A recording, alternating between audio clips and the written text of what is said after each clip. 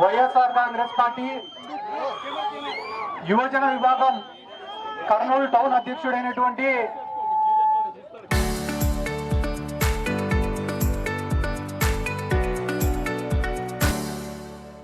బాలుకి అన్యాయం జరిగిందని తెలుసుకొని అతనికి అండగా నిలబడడానికి ఈ రోజు కర్నూలుకు విచ్చేసినటువంటి జక్కంపూడి రాజా అన్న గారికి, అలాగనే వైఎస్ఆర్ కాంగ్రెస్ పార్టీ కార్యకర్తకు అన్యాయం జరిగిందంటే నిమిషాల పైన స్పందించి దీన్ని ఒక రాష్ట్ర వ్యాప్త సమస్యగా 10 మందికి తెలిసేటట్లు చేసినటువంటి ఎస్వి మోహన్ రెడ్డి గారికి, అలాగనే ఈ కార్యక్రమంలో బాలుకు మద్దతు ఇవ్వడానికి విచ్చేసినటువంటి హఫీజ్ ఖాన్ గారికి, అహ్మద్ అలీ ఖాన్ గారికి, ప్రతుల్ గారికి, కాటసాని ఓబుల్ రెడ్డి గారికి, వైఎస్ఆర్ కాంగ్రెస్ పార్టీ నాయకులకు, కార్యకర్తలకు, వైఎస్ జగన్మోహన్ రెడ్డి గారి అభిమానులకు అందరికీ ముందుగా నా హృదయపూర్వక నమస్కారాలు, ధన్యవాదాలు తెలియజేసుకుంటున్నాను.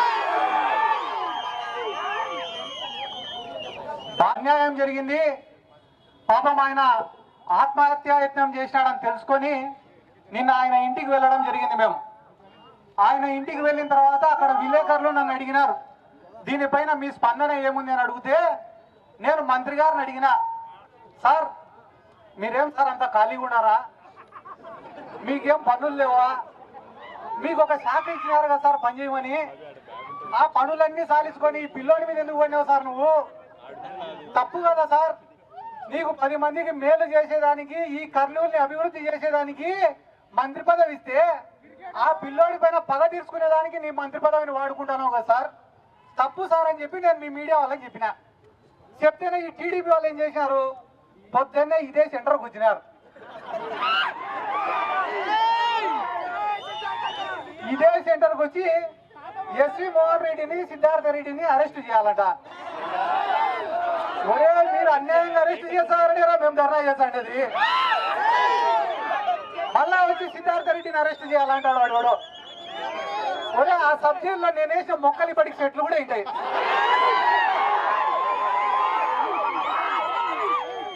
మళ్ళా కొత్తగా వచ్చి వీళ్ళు నాకు సబ్జెక్టుని పరిచయం చేస్తామంటే ఇక నవ్వేదానికే ఏడ్చేదానికే ఇవన్నీ సిగ్గుండాలన్నా. వాళ్ళ బతుకులకు కొంచెమన్నా రోషం, మానం, మర్యాదను ఉండాలా. ఎస్వి మోహన్ రెడ్డిని అరెస్ట్ చేసినా ఒక అర్థం, సిద్ధార్థ రెడ్డిని అరెస్ట్ చేసినా ఒక అర్థం కాదన్నా. అమ్మాయి కూడా ఆ పిల్లోడు సతీష్ అనే పిల్లోడిని రోజు స్టేషన్ కాడికి తిప్పుదంటే మన ఇళ్లలో పిల్లోళ్ళు లేరా అన్న. ఒక పిల్లోడు చచ్చిపోతే ఆ కుటుంబంలో ఎంత క్షోభ ఉంటుందో వీళ్ళకేం తెలుసా నా డబ్బు నెట్టోళ్ళకి. రోజు 1 కోటి రూపాయలు ఎత్తుతా ఆడిన మినిస్టర్. వాస్తవం చెప్తా, ఒకటి రాసి పెట్టుకోదో, మీడియా వాళ్ళు ఉన్నారు, మినిస్టర్ కూడా చూస్తాడు ఖచ్చితంగా. మొన్ననే ఫార్మా కంపెనీ వాళ్ళ కాడ 45 కోట్లు ఎత్తినాడు ఈయన మినిస్టర్.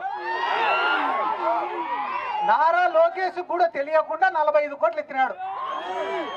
ఎత్తితే నారా లోకేష్ పిలిపించినాడు భరత్ని, పిలిపించి నాకు తెలియకుండా నువ్వు ఎట్ట ఎత్తినావు,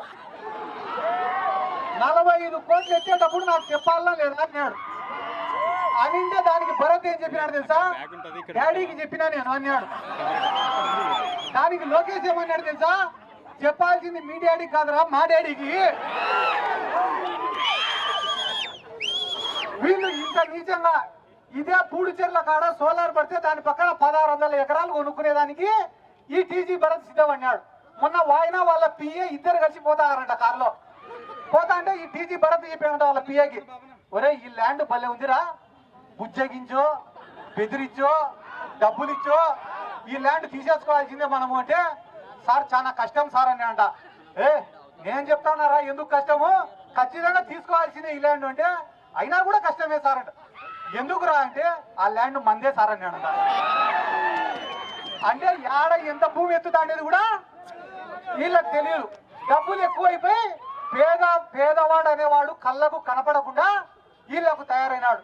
ఏమో అంటున్నాడు ఎవడో సిద్ధార్థ రెడ్డి, నోరు అదుపులో పెట్టుకోండి అన్నా, నేను తండ్రి పేరు చెప్పుకొని రాజకీయాల్లోకి వచ్చినాను కాదు,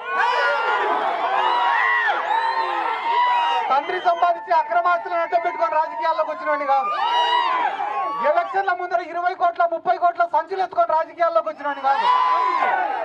గెలిచినా ఓడిపోయినా, పడినా లేచినా, బతికినా చచ్చినా ఒకటే నాయకుడు.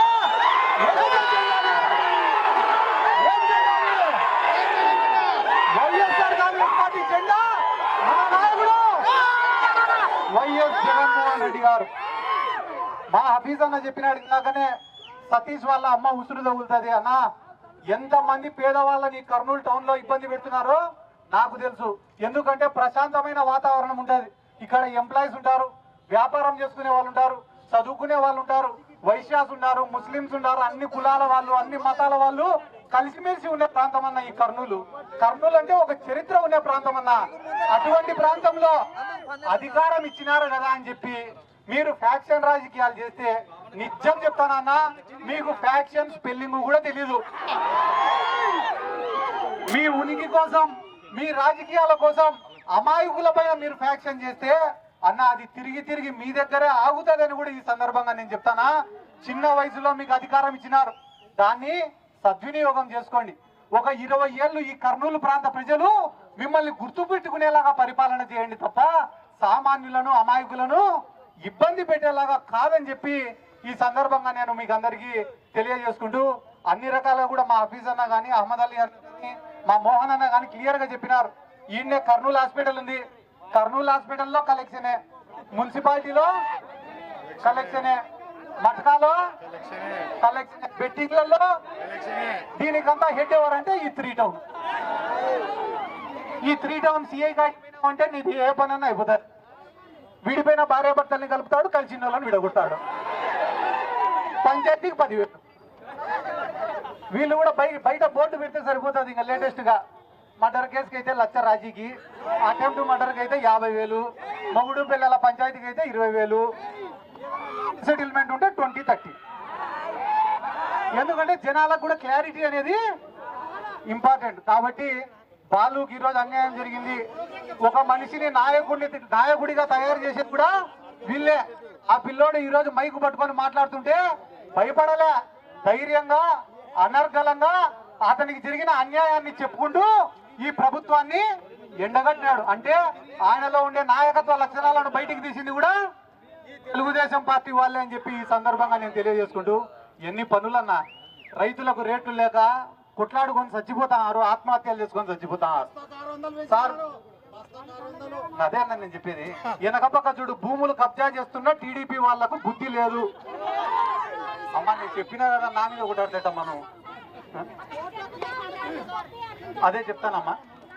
కాబట్టి వీటన్నిటిని సాధించుకొని మంచి పాలన వైపు వీళ్ళు వస్తే బానే ఉంటది. ఈరోజు పొద్దున్నే ఒక పెద్ద మనిషి కూడా చాలా పెద్ద వార్నింగ్ ఇచ్చినాడు అన్న, నాకు కబడ్దార్ అన్నాడు.